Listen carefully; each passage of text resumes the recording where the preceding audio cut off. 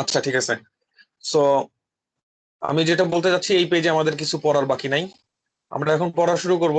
আর আমরা এতক্ষণ যে নসিহত করলাম, কিছু স্ট্র্যাটেজিক কথাবার্তা বললাম মিনিমাম টার্গেট নিয়ে, এখানে স্পষ্টত সবাই এটা এই জিনিসটা রিসিভ করে নাই। ক্লাস 100% রেকর্ড করা হয় না কেন? ঠিক আছে, এখানে একটা কোশ্চেন। অর্থাৎ ক্লাসে প্রথম 5 মিনিট আমি নসিহত করলাম, সেটাকে আমি রেকর্ডের মধ্যে দিলাম না কেন? একজন তো এটাতে পাইলো না। এটার জন্য একটা আমি জাস্ট ক্লারিফাইং, আমি আমার নিজেকে, আপনারা কেউ কোশ্চেন করেন নাই, আমি আমার নিজেকে ক্লারিফাই করতেছি, ঠিক আছে? প্রথম কথা, ক্লাসের রেকর্ডিং দেয়া হবে এরকম কোনো কমিটমেন্ট ছিল না। এটা একটা এক্সট্রা বেনিফিট পাচ্ছে, নাম্বার ওয়ান। এটা বলতে পারেন একটা রিপ্লেসমেন্ট, পরীক্ষা নেই না, আর একটা কমিটমেন্ট পালন করি না, নতুন একটা কাজ করতেছি, number one. Number two, 100% class recording করলে ক্লাস রেকর্ডিং এর কোয়ালিটি নষ্ট হয়ে যায়। কারণ আমি চাই রেকর্ডিং এর মধ্যে শুধু পড়ার কথাটা থাকুক, অন্য কথা না থাকুক। দ্যাটস আমি 100% রেকর্ড করি না। এটা হলো নাম্বার টু। নাম্বার থ্রি, আপনাদের জন্য একটা নিয়ম ছিল, কেউ যদি ক্লাসে অ্যাবসেন্ট থাকেন ইনফর্ম করবেন। ক্লাসে অ্যাবসেন্ট থাকলে এটা ইনফর্ম করা, এই নিয়মটা, এটা জাস্ট একটা কার্টেসি। এটা করলে একটা কাহিনী আছে। করার কাহিনীটা কি? করলে হলো নিজের কাছে নিজের একটা দায়বদ্ধতা ফিল হবে। আমি কিন্তু কাউরে কোনোদিন বলি নাই না কালকে ছুটি চাচ্ছেন, ছুটি দেওয়া হবে না, কাউকে বলবো এটা? আপনাদের কাছে কি মনে হয়? এখানে এক্সট্রিমলি পোলাইট, এক্সট্রিমলি কার্টিসি জানে এরকম দুইজন সিনিয়র আপু আছে আমাদের মেডিকেলের। উনারা ক্লাসে অবসেন্ট থাকলে আমাকে জানায়, টেক্সট দেয়। আরেকজন আপু আছে নুসরাত নিনি আপু, উনি তো অনেক সিনিয়র। উনি উনিও ক্লাসে না থাকলে আমাকে জানায় যে থাকতে পারবো না। এটাই কার্টিসি। এই কার্টিসি গুলো শো করলে এটা একটা সৌন্দর্য, নাম্বার ওয়ান। নাম্বার টু, এটা আপনার ব্যাকগ্রাউন্ড থিঙ্কিং। অর্থাৎ আমরা সবাই জানি আমাদের কনসাস মাইন্ড থেকে সাবকনসাস মাইন্ডটা বেশি বড়। আপনার পার্সোনালিটি কেমন হবে, আপনার লাইফ কিরকম লিড হবে, আপনি কিরকম অ্যাক্টিভিটি করবেন, সবকিছু আপনার অ্যাক্টিভ মাইন্ডের উপর ডিপেন্ড করে না, এটা ডিপেন্ড করে আপনার সাবকনসিয়াস মাইন্ডের উপরে। সো এরকম ইনফর্ম করার সিস্টেমটা চালু করার কারণ হলো, আমরা যখন এভাবে ইনফর্ম করব তখন আমাদের নিজেদের কাছে একটা দায়বদ্ধতা চলে আসবে যে আচ্ছা, ক্লাসে এত মিস হচ্ছে কেন আমার? আমার তো মনে হয় একটু ক্লাস বেশি মিস হচ্ছে। যে আমি কয়দিন মেসেজ দিব যে আমি আজকে ক্লাস করব না, কালকে ক্লাস করব না, তমুক দিন ক্লাস করব না, তখন নিজের ভেতরে একটা দায়বদ্ধতা চলে আসবে, নিজের মধ্যে একটা খারাপ ফিলিংস চলে আসবে, ঠিক আছে? এই ফিলিংসটাকে কাজে লাগানো, সাবকনসিয়াস মাইন্ডটাকে কাজে লাগানোর জন্য ফিডব্যাক, মানে ফিডব্যাক না কি, পারমিশন সিস্টেমটা চালু করা। আমি এখানে জানি এখানে কেউ কেউ আছে একদম রেগুলার ক্লাস অ্যাবসেন্ট থাকে। হ্যাঁ, এটা ফাইন, এটা আপনার পার্সোনাল ব্যাপার। আপনি আমার কাছে আহ, পড়তে আসছেন, আপনি যেভাবে খুশি সেভাবে সার্ভিস নিতে পারেন। সেটা হলো, হয়তোবা আপনি পরে লেকচার, ভিডিও লেকচার দেখে নেন, ঠিক আছে, কিন্তু আপনি আউট অফ মাই কন্ট্রোল, আপনি জাস্ট আমার কাছ থেকে সার্ভিস নিচ্ছেন। So out of control, out of control না, ঠিক আউট অফ প্ল্যান আর কি। হ্যাঁ, আমি আপনাকে নিয়ে প্ল্যান করতে পারবো না আর কি, বা আপনিও হয়তো বা আমাদের এই প্ল্যানটার সাথে আগাতে পারবেন না। তবে মিনিমাইজ করার যেটা উপায় সেটা হলো, আমরা সিস্টেম ওয়াইজ পড়তেছি, সবাই বুঝতে পারছেন।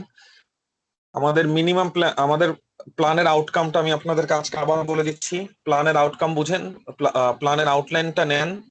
অবশ্যই অবশ্যই পরীক্ষা সবাই সাকসেসফুল হবেন, ঠিক আছে? এখানে কিছু লিমিটেশনস আছে, সেটাও বুঝতে হবে। লিমিটেশনস হলো আমাদের ফার্স্ট এডটা সিস্টেম ওয়াইজ সাজানো। দ্যাটস ওয়াই সিস্টেম ওয়াইজ পড়তে আমাদের ভালো লাগে, ঠিক আছে? দুঃখিত, আমার এই এটা কাজ করতেছে না, ড্রয়িং টুলটা কাজ করতেছে না। আমরা যখন ফার্স্ট এইড বেসড পড়বো, এটার একটা ভালো দিক আছে। ফার্স্ট এইড বেসড পড়লে, সিস্টেম ওয়াইজ পড়লে ভালো হয়। কেউ যদি ফার্স্ট এড কে বেস করে পড়ে, তাহলে আমাদের যেটা মেইন বই, এই বইটার সাথে আমরা খুব ফ্যামিলিয়ার হতে পারি। ফার্স্ট এড এর সাথে রিলেশন আমাদের অনেক ভালো হয়। কেউ যদি আমার কাছে যে কোর্স করতেছে first aid base system wise, এটা করার ফলে তার কাপ্লানের পেছনে অনেক বেশি সময় দেওয়া থেকে সে বেঁচে যাচ্ছে। কাপ্লানে অনেক বেশি সময় দেওয়া লাগবে না, সরাসরি ইওয়াল ফার্স্ট এড করে, অর্থাৎ ফরেন গ্রাজুয়েটটা যেভাবে পরীক্ষা দেয় সেভাবে একটা কাজ করার সুযোগ পাচ্ছে। বাট এটার লিমিটেশনস আছে। এটার লিমিটেশন কি? এক নাম্বার লিমিটেশন, ইউএসএমএলই মিনিমাম একবার হলেও সাবজেক্ট ওয়াইজ পড়া দরকার। এখানে অনেক, এক একজন এক এক রকম প্রিপারেশনের স্টেজে আছেন। আমি এই কথাটুকু ভালো করে শোনেন। জীবনে একবার হলেও সাবজেক্ট ওয়াইজ পড়তে হবে। জীবনে একবার হলেও সাবজেক্ট ওয়াইজ পড়তে হবে। জীবনে একবার হলেও সাবজেক্ট ওয়াইজ পড়তে হবে। বেটার 2-3 বার পড়া। নাম্বার টু, সিস্টেম ওয়াইজ এভাবে পড়লে আপনার কোনোদিনও কাপ্লান পড়া হবে না। আপনার কাপ্লান পড়া, বিআরএস পড়া, প্যাথমা পড়া, এটা কিন্তু পিছনে চলে যাচ্ছে। আমি আপনাকে পড়াইতে পারতেছি, এটার কারণ কিন্তু ফার্স্ট এড না। আমি আপনাকে পড়াইতে পারি পড়ানোর জন্য, মানুষকে পড়ানোর জন্য তো একটা নলেজ লাগে, সেটা কিন্তু আমার কাপলান বিআরএস ওখান থেকে আসছে। সো আমি আপনাকে যতই বলে দিই না কেন, আপনি যদি বই না পড়েন তাহলে আপনার জন্য একটু প্রবলেম হবে। সো 2 নাম্বার যেটা হয়, আমাদের বই পড়া থেকে আমরা একটু ডেফিসিয়েন্সিতে ভুগবো।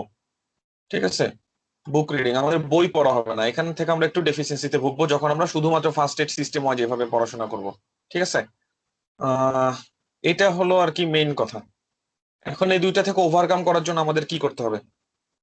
তাহলে এটা হলো আমাদের ভালো দিক, আমাদের লেকচার সিস্টেমের ভালো দিক, এটা হলো আমাদের লেকচার সিস্টেমের খারাপ দিক। মিনিমাইজ করা এবং সলিউশন করার চেষ্টা করার মধ্যে আমাদের বর্তমান প্ল্যান হলো, বর্তমান প্ল্যান কি এটা আনি একটা স্টুডেন্ট 2-3 মাস পার করার পরে, আগে আনি না আর কি। অর্থাৎ যারা একেবারে নতুন ঢুকছেন তারা প্ল্যানের মধ্যে না আসে, 2-3 মাস পরে আসতে পারবেন। আমরা এট এ টাইম একটা সিস্টেম পড়বো। তাহলে এট এ টাইম যখন একটা সিস্টেম পড়বো, তখন প্রতি সপ্তাহে একদিন অথবা 2 দিন অন্য একটা সিস্টেম পড়বো অথবা বেসিক পড়বো, বেশি প্রিফার করি বেসিক পড়া।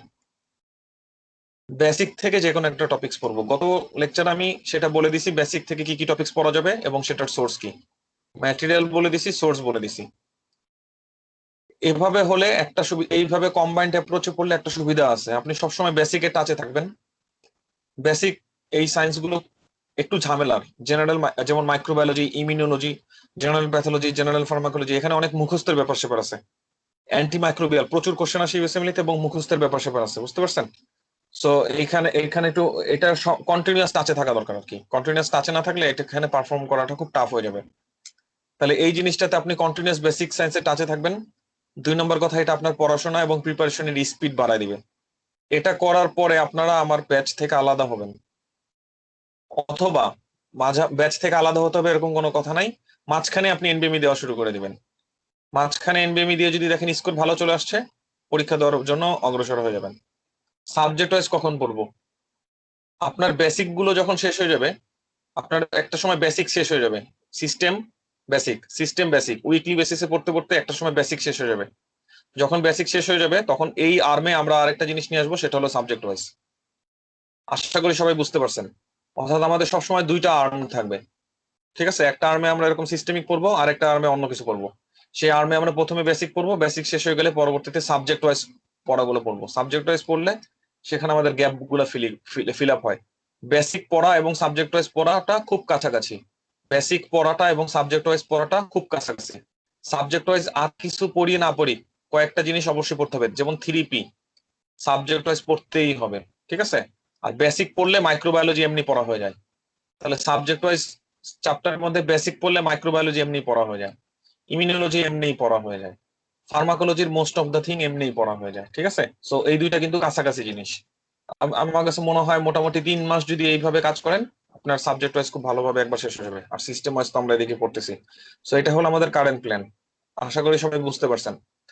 আহ যারা বিগিনার না, যারা একেবারে নিউ বিগিনার, তারা তো একরকম, আর যারা বিগিনার না তাদেরকে এই ব্যাপারটা আরো বেশি স্ট্রংলি ফলো করা উচিত। ঠিক আছে, এই আর কি। ওকে, অনেক কথা হয়েছে, অনেক নসিহত হয়েছে, এখন আগের জায়গায় চলে আসি। আর প্রিভিয়াস নসিহত পান নাই, যার মানে রেকর্ড করা হয় না, এটা তো কারণ বললামই, 100% ক্লাস আমি কখনোই রেকর্ড করবো না। অ্যাকুইট প্যানক্রিয়াটাইটিস থেকে আজকে আমাদের আজকে মনে হয় আমরা পড়া শুরু করতে পারি। আপনাদের প্রিভিয়াসলি কোনো টপিকস আমি বাদ গেছে কিনা এরকম কোনো কিছু মনে পড়ে? হ্যাঁ, একটা জিনিস বাদ গেছে, সেটা হলো অ্যাক্যালকুলাস কলেসিস্টাইটিস আর হলো হিদা স্ক্যান, এই 2টা জিনিস বাদ গেছে। অ্যাক্যালকুলাস কলেসিস্টাইটিস এর প্যাথোজেনেসিস কি? অ্যাক্যালকুলাস কলেসিস্টাইটিস এত হাই এল কল্পনা করতে পারবেন না, একটা স্টেপ 1 আসবে, স্টেপ 2 সিকে তো আসবে।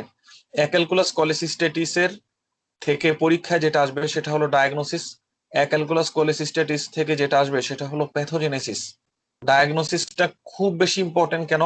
কারণ এটা ক্লিনিক্যাল সাসপেশন থেকে প্রথমে সাসপেক্ট করা হয় ক্লিনিক্যালি যে হ্যাঁ ওনার অ্যাক্যালকুলাস কলেসিস্টাইটিস থাকতে পারে, তারপরে আমরা চলে যাব এটা ডায়াগনোসিস এবং ইভ্যালুয়েশনে। ঠিক আছে, অ্যাক্যালকুলাস কলেসিস্টাইটিস মানে হলো তার কোনো স্টোন নেই, তার কোনো স্টোন নেই, কিন্তু এরপরও কলেসিস্টাইটিস হলো। অর্থাৎ আমরা গত ক্লাসে ক্যালকুলাস কলেসিস্টাইটিসের যেই প্যাথোফিজিওলজিক্যাল ইভেন্টস গুলা দেখলাম, প্রথমে cystic duct obstruction, followed by intraluminal pressure বেড়ে যাওয়া, ওয়ালে ইস্কেমিয়া হওয়া, নেক্রোসিস হওয়া এবং ইনফ্ল্যামড হয়ে যাওয়া, এই খেলাটা কিন্তু এখানে আর হবে না। অ্যাক্যালকুলাস কলেসিস্টাইটিসে তাহলে আর এখানে স্টোন নেই।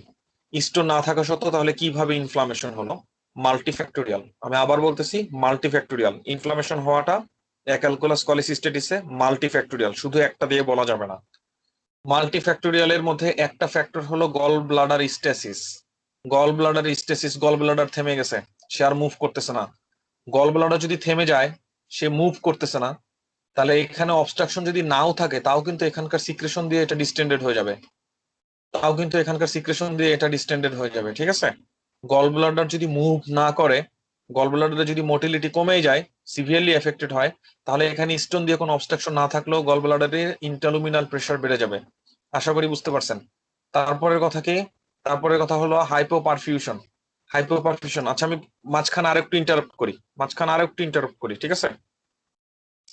আপনারা যদি কেউ মনে করেন আমি 100% প্রিপেয়ার্ড হয়ে ইউএসএমএলই দিব, 100% প্রিপেয়ার্ড, 100% স্যাটিসফ্যাকশন, ঠিক আছে? অর্থাৎ পূর্ববর্তী পরীক্ষাগুলো যেভাবে দিছেন, proof, term, item, HSC, SSC, বা মানুষ এফসিবিএস যেভাবে দেয়, যারা এফসিবিএস দিছেন, এমডিএমএস দিছেন, ভাই এই পরীক্ষার মতন না ইউএসএমএলই দিতে পারবেন না, এই কথাটা আগে মেনে নেন। আমি এখানে নাম বলতেছি না, অনেকে আছে এনবিএমই দিতে রাজি হচ্ছেন না, যদিও অনেক দিন ধরে পড়াশোনা করতেছেন বা অনেক পড়ছেন, এনবিএমই দিতে রাজি হচ্ছেন না। এটার কারণ হলো আপনি প্রিপারেশনের উপরে স্যাটিসফাইড না। তবে আমি আপনাকে একটা গুড নিউজ দিচ্ছি, ইউএসএমএলই প্রিপারেশন নিয়ে কোনোদিন স্যাটিসফাইড হবেন না, এটা হওয়া সম্ভব না। ট্রাস্ট মি, সম্ভব না। ইউএসএমএলই এক্সামের দিন আমি নিজে খুব গিল্ট ফিল করছি, এক্সামের দিন আমি খুব গিল্ট ফিল করছি যে কি করলাম জীবনে। শালার 5 বছর মেডিকেলে বললাম, 1 বছর ইন্টার্নি করলাম, এরপরে এতদিন ইউএসএমএলই পড়লাম, শালার অ্যানাটমি, ফিজিওলজি, বায়োকেমিস্ট্রি এইসব কোশ্চেন পারি না, বেসিক সায়েন্সের কোশ্চেন পারি না, আমি পারিটা কি? এরকম মনে হবে, মানে মনে হবে যে বেসিক সায়েন্সের তো পারি না, আমি কি ডাক্তার হবো, এরকম মনে হয়, ঠিক আছে? পরীক্ষার দিন মনে হয়েছে আচ্ছা আমার এত ডেফিসিয়েন্সি, আমি তো আসলে অনেক কিছু পারি না, এরকম একটা ফিলিংস নিয়ে আমি বেরোয় আসছি।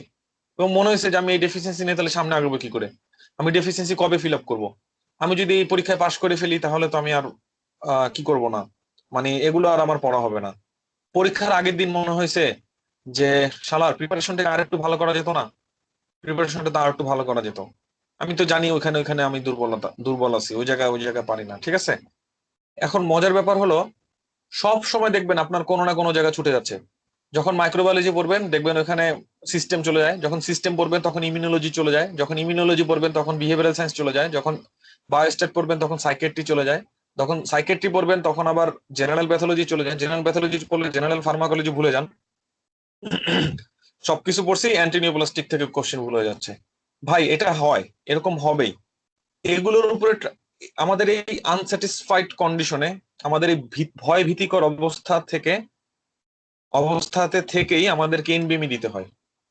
যখন আমরা এনবিএমই দিব, আমাদের এনবিএমই কে ট্রাস্ট করতে হবে। আমার অসংখ্য ডেফিসিয়েন্সি নিয়ে যখন আমি এনবিএমই 18 দিলাম, তখন আমার এনবিএমই 18-তে স্কোর আসলো 242। তখন আর আমি এদেরকে কোনো কেয়ার করি নাই। যখন আমার এনবিএমই 18-তে 242 কোশ্চেন সরি 242 স্কোর আসছে, তখন আমার ইওয়ার্ল্ড কোশ্চেন বাকি 250টা। আমি ইওয়ার্ল্ড পুরোটা শেষও করি নাই, কারণ আমি ওই সময় ফ্যাটিক হয়ে গেছিলাম, আমার কাছে আর কিচ্ছু ভালো লাগতেছিল না, যে আমি তাড়াতাড়ি এই অবস্থাটা থেকে মুক্তি পাইতে চাই। তাহলে আমি আপনাদেরকে আরো একটা কথা বলতেছি, যারা অনেকদিন ধরে পড়তেছেন, এখানে কয়েকজন আছেন, যেমন ফাতেহা, যেমন আইরিন, নিপু আপু নামক একজন আপু আছেন। আমি আপনাদেরকে বলবো, আপনাদের মনে যে একটা জড়তা আছে, ভয় ভীতি আছে, সেটা থেকে বাদ দিয়ে জাম্পড ইন, এনবিএমই দিয়ে দেন। এখানে আরো একজন আপু অনেক ভালো পারেন কিন্তু এনবিএমই দিচ্ছেন না, যেমন নুসরাত নিনি আপু অনেক ভালো পারেন, এনবিএমই দিচ্ছেন না। Please focus on NBME. এমন হতে পারে আপনি এনবিএমই তে ফাটাই ফেলছেন, অনেক স্কোর করে ফেলছেন, ঠিক আছে, হতেই পারে। আর এনবিএমই তে ফোকাস করার জন্য আমি আপনাদেরকে হেল্প করবো, আমাকে পরে নক দিবেন। কিন্তু কথা হলো এটা, আপনারা এনবিএমই দিচ্ছেন একটাই কারণ, সেটা হলো ফিয়ার, ভয়। কিন্তু ইউএসএমএল তে এরকম জাম্প না দিলে আপনি করতে পারবেন না। এখন 6টা এনবিএমই দিতে হবে, অনলাইন অথবা অফলাইন, তারপরে মেইন পরীক্ষা। অর্থাৎ আমরা যদি বলি টোটাল 7টা, এবং ইওয়ার্ল্ড সেলফ অ্যাসেসমেন্ট 1-2, টোটাল 9টা। 9টা পরীক্ষার প্রতিটা বার মনে হবে আমি প্রিপেয়ার্ড না, কিন্তু এভাবেই প্র্যাকটিস করে আগে যেতে হবে। আমাদের প্রিপেয়ার থাকা দরকার নাই, আমাদের প্রিপারেশন কমপ্লিট হওয়া দরকার নাই, আমাদের স্কোর দরকার। স্কোর যদি চলে আসে, আমরা সেটাতে আমরা খুশি, ঠিক আছে? আচ্ছা, সরি সরি, অনেক কথা বলে ফেলতেছি। অ্যাক্যালকুলাস কোলিসিস্টেটিস এর প্যাথোজেনেসিস, 1 নম্বর কথা গল ব্লাডার স্টেসিস, 2 নম্বর কথা হাইপোপারফিউশন। ইনফেকশন হতেও পারে, নাও হতে পারে, এটা কিন্তু এই দুইটা কাদের ক্ষেত্রে পাওয়া যাবে? এই দুইটা পাওয়া যাবে ক্রিটিক্যালি ইল পেশেন্টের ক্ষেত্রে। এই দুইটা কাদের কাছে পাওয়া যাবে? এই দুইটা পাওয়া যাবে ক্রিটিক্যালি ইল পেশেন্ট। ক্রিটিক্যালি ইল পেশেন্ট মানে কি? Major surgery trauma burn, major surgery trauma burn elderly. আবার এল্ডারলি আসলো কেন ভাইয়া? এল্ডারলি আসলো কারণ এল্ডারলি পেশেন্ট গুলো এই স্ট্রেস নিতে পারে না, যেটা যতটুকু স্ট্রেস ইয়ং পেশেন্ট নিতে পারে। তাহলে তাহলে আমরা যেটা বলবো, তা এল্ডারলি কথাটা বাদ দিলেও ক্রিটিক্যালি ইল পেশেন্টটা থাকুক।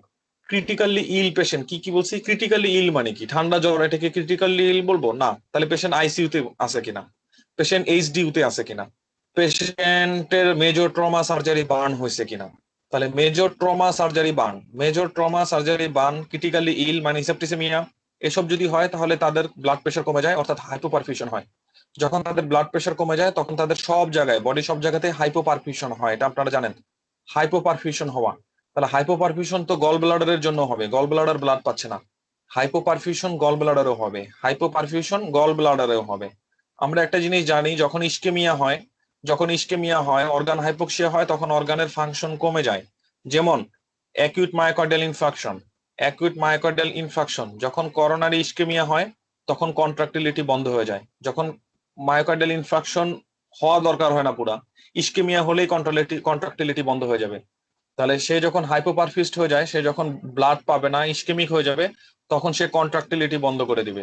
যখন কন্ট্রাক্টিলিটি, তাহলে কন্ট্রাক্টিলিটি বন্ধ করে দেওয়া হাইপোমোবিলিটি, হাইপোপারফিউশন, এখান থেকে নেক্রোসিস, নেক্রোসিস দেন ইনফ্লামেশন। আমরা জানি যেখানে নেক্রোসিস হয় সেখানে ইনফ্লামেশন হয়। তাহলে আমাদের অ্যাক্যালকুলাস কোলিসিস্টেটিসের প্যাথোজেনেসিসটা আমরা সবাই বুঝতে পারলাম আশা করি। অ্যাক্যালকুলাস কোলিসিস্টেটিসের প্যাথোজেনেসিস কি? অ্যাক্যালকুলাস কোলিসিস্টেটিসের প্যাথোজেনেসিস হলো মেজর সার্জারি ট্রমা বার্ন, অর্থাৎ ক্রিটিক্যালি কোনো ইল পেশেন্ট, সেই পেশেন্টের ক্ষেত্রে আমরা পারফিউশন কম পাবো।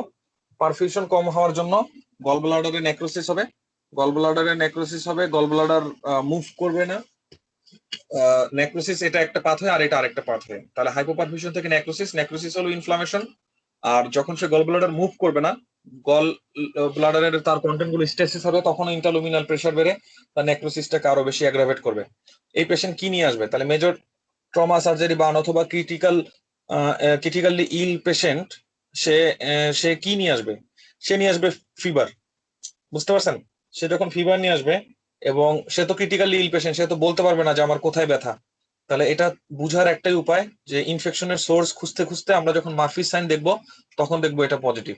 আশা করি সবাই বুঝতে পারছেন। ক্রিটিক্যালি ইল পেশেন্ট, তাকে যদি বলা হয় রাইট আপার কোয়াড্রেন্টে টেন্ডারনেস, আপনাকে পরীক্ষায় কিভাবে সিনারিও আসবে? পরীক্ষাতে সিনারিও আসবে ক্রিটিক্যালি ইল পেশেন্ট, আইসিইউতে ভর্তি অথবা আনকনশাস পেশেন্ট, ঠিক আছে? সেই পেশেন্টকে আমরা রাইট আপার কোয়াড্রেন্ট পালপেট করছি, সেক্ষেত্রে পেইন পাইছি। ডায়াগনোসিস কি? অ্যালকুলাস কোলিসিস্টেটিস। পরীক্ষাতে এভাবে সিনারিও আসবে। এই পেইনটা চলে যেতে পারে রাইট শোল্ডারে due to irritation of the phrenic nerve. এটা শুধুমাত্র অ্যালকুলাস কোলিসিস্টেটিসের জন্য না, এটা সবার জন্য। এটা শুধুমাত্র অ্যালকুলাস কোলিসিস্টেটিসের জন্য না, এটা সবার জন্য, ঠিক আছে? গল ব্লাডারের ব্যথা রাইট শোল্ডারে যেতে পারে কি কারণে? ফ্রেনিক নার্ভের জন্য। অ্যালকালাইন ফসফেটেস, অ্যালকালাইন ফসফেটেস বৃদ্ধি পাবে কখন? অ্যালকালাইন ফসফেটেস বৃদ্ধি পাবে যখন বিলারি ট্রি এফেক্টেড হবে। কারণ কি? কারণ বিলারি ট্রির যে লাইনিং এপিথেলিয়াম, বিলারি ট্রির লাইনিং এপিথেলিয়ামের মধ্যে অ্যালকালাইন ফসফেটেস আছে। তাহলে লাইনিং এপিথেলিয়াম যখন ড্যামেজ হবে, তখন অ্যালকালাইন ফসফেটেসের পরিমাণ বৃদ্ধি পাবে। তাহলে এটাকে অ্যালকালকুলাস কোলিসিস্টেটিসের মধ্যে ঢোকালো কেন? কারণ অ্যালকালকুলাস কোলিসিস্টেটিসের, ঠিক আছে, মোস্ট কমন কারণ হলো critical ill patient, but ascending infection থেকেও হতে পারে, সাইটোমেগালোভাইরাস ইনফেকশন থেকেও হতে পারে। তারপরে কথা, ডায়াগনোসিসটা হতে পারে আল্ট্রাসাউন্ড। আল্ট্রাসাউন্ড করলে ডায়াগনোসিস কিভাবে ক্লিয়ার হবে? গল ব্লাডারের ও আলটা, ইডিমাটাস এবং পেরিকোলিসিস্টিক কালেকশন দেখা যাবে। আমি একটু র্যাপিড বলতেছি, বুঝতে সমস্যা হচ্ছে না তো কারো? আল্ট্রাসোনোগ্রাম করে আমরা কিভাবে বুঝতে পারবো গল ব্লাডারটাকে? আমাদের ইডিমাটাস মনে হবে, এবং পেরিকোলিসিস্টিক, পেরিকোলিসিস কলিসিস্টিক পেরিসিস্টিক কালেকশন থাকবে আর কি, ঠিক আছে? তারপরের কথা হলো কলেনজিওগ্রাফি। এই কলেনজিওগ্রাফিটা দিয়ে কিভাবে ডায়াগনোসিস করা হয়? এই কলেনজিওগ্রাফিটাকে বলা হয় হিডা স্ক্যান। এই হিডা স্ক্যানের ফুল মিনিং কি? এনিওয়ান?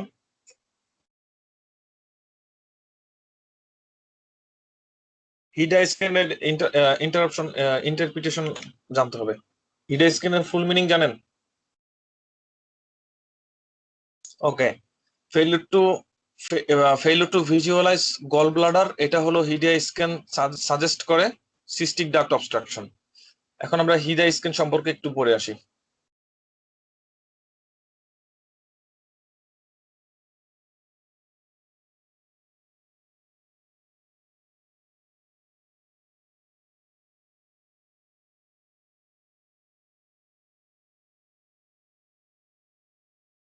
সো হিদা স্ক্যানের ফুল মিনিং হলো হেপাটোবিলিয়ারি ইমিউনোডাইএসিটিক অ্যাসিড স্ক্যান। এই হিদা স্ক্যানে আমরা যেই ডাইটা ইউজ করি সেটা একটা রেডিও অপেক ডাই, এটা একটা radio nucleotide scan.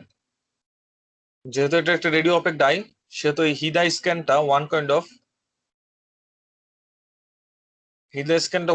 Of radio nucleotide scan.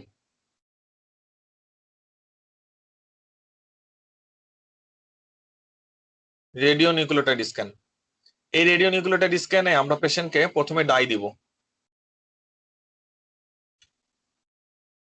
পেশেন্টকে ডাই দেওয়ার পরে এই ডাইটা চলে যাবে লিভারে, পরে এটা বিলিয়ারি রুট দিয়ে এক্সক্রিশন হবে।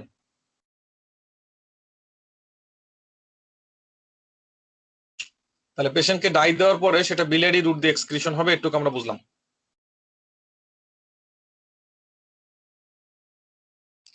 তাহলে ডাই আমরা দিলাম, ডাই দেওয়ার পরে এটা লিভারে চলে আসবে। তাহলে ডাই দেওয়ার পরে ডাইটা লিভারে আসবে, লিভারে আসার পরে হেপাটোবিলিয়ারি রুটে এক্সক্রিশন হবে।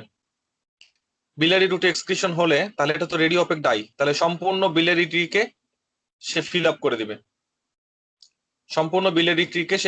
দিবে, তাই তো? এবং এভাবে ডিউডেনাম পর্যন্ত পৌঁছে যাবে। আমরা যখন ইমেজ নিব তখন ভিজুয়ালাইজ হবে কোন জিনিসটা? আমি এই যে আমার আউটলাইনটা দেখেন, তখন ভিজুয়ালাইজ হবে এই জিনিসটা, কারণ এইটার ভেতরে পুরোপুরি ডাইটা আছে। এই পুরো বিলিয়ারিটিটা ভিজুয়ালাইজ হবে, কারণ বাইল যখন এখানে আসে তখন তো এখানেও কিছুটা যায়, এদিকেও এই পর্যন্ত কিছুটা নামে, পুরোটা কি হবে? ভিজুয়ালাইজ হবে। এখন পুরোটা ভিজুয়ালাইজ হবে না কখন? যদি একটা মানুষের সিস্টিক ডাক্ট অবস্ট্রাক্টেড থাকে, তাহলে হেপাটিক যেই বাইল এক্সক্রিশনের মাধ্যমে যে রেডিও নিউক্লিওটাইডটা এক্সক্রিশন হচ্ছে, সেটা কি কখনো গল ব্লাডারে যাবে নাকি যাবে না? আমি আবার বলতেছি, সিস্টিক ডাক্টে যদি অবস্ট্রাকশন থাকে তাহলে গল ব্লাডারের কন্টেন্ট বাইরে বের হয় না, তাহলে তো লিভারের কন্টেন্টও গল ব্লাডারে ঢুকে না।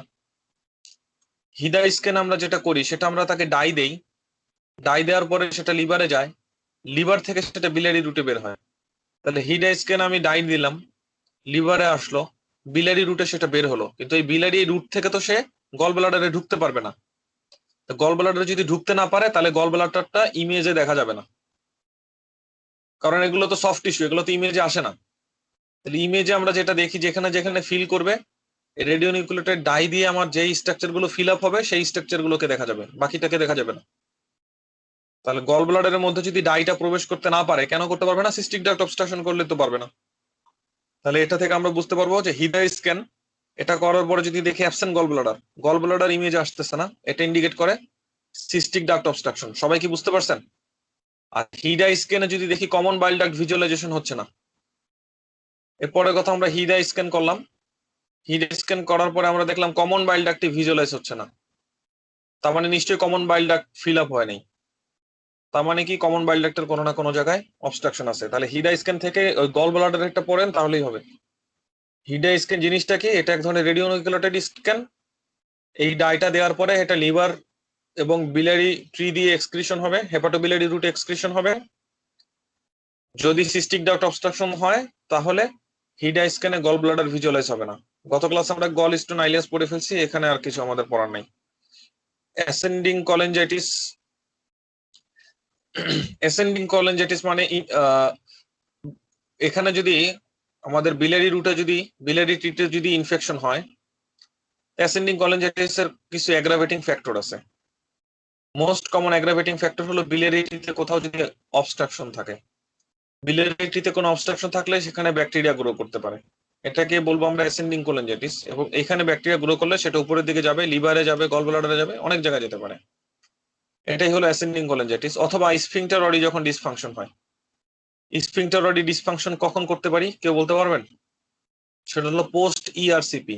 ইআরসিপি করার ফলে স্ফিংক্টারেক্টমি করে ফেলা। তাহলে স্ফিংক্টারেক্টমি করে ফেললেও অর্গানিজম ঢুকতে পারে। তবে মোস্ট কমন কজ হলো common bile duct obstruction. Ascending cholangitis এর মোস্ট কমন কজ হলো মোস্ট কমন কজ হলো common bile duct obstruction. Common bile duct অবস্ট্রাকশনের মোস্ট কমন কজ হলো কোলিডোকোলিথেসিস। আশা করি সবাই বুঝতে পারছেন। অ্যাসেন্ডিং কোলেনজাইটিস এবং কমন বাইল ডাক্ট অবস্ট্রাকশন খুব কাছাকাছি দুইটা ব্যাপার। তার মানে অ্যাসেন্ডিং কোলেনজাইটিসের ক্ষেত্রে আমরা অবস্ট্রাকটিভ জন্ডিস এবং রাইট আপার কোয়াড্রেন্ট পেইন এবং ফিভার এই কথাগুলো একসাথে পাবো আর কি। অ্যাকুইট প্যানক্রিয়াটাইটিস থেকে কি কি জিনিস পড়তে হবে? অ্যাকুইট প্যানক্রিয়াটাইটিস থেকে কি কি জিনিস পড়তে হবে? সবচেয়ে বেশি যেটা পড়তে হবে সেটা হলো কজ। এবং গত ক্লাসে আমি একটু আইডিয়া দিয়েছিলাম কোন পেশেন্টের ক্ষেত্রে কজটা কি। যদি বলে পেশেন্টের হাইপার ট্রাইগ্লিসাইডেমিয়া আছে, অথবা পেশেন্টকে বলবে সুপার নেট পাওয়া যাচ্ছে, প্লাজমাতে সুপার নেট আছে, ঠিক আছে, অ্যাঙ্কেল